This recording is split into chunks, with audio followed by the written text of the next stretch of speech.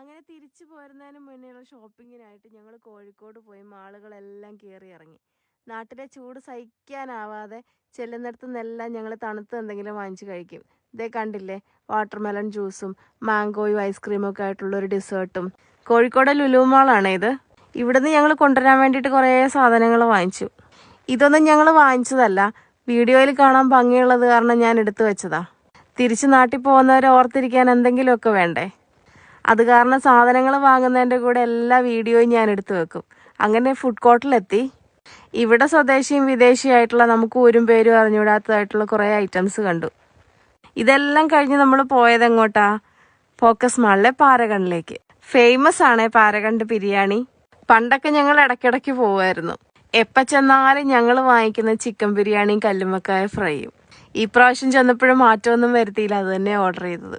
എല്ലാ പ്രാവശ്യത്തെയും പോലെ നല്ല സൂപ്പർ ബിരിയാണി. അവരുടെ സ്പെഷ്യലാണ് എരിവും മധുരവും ഉള്ള ഡേറ്റ്സിന്റെ പിക്കിള്, പിന്നെ ചമ്മന്തി സലാഡും. ആഹാ, അടിപൊളി. അപ്പൊ പിന്നെ അടുത്ത വീഡിയോയിൽ കാണാം. Bye bye.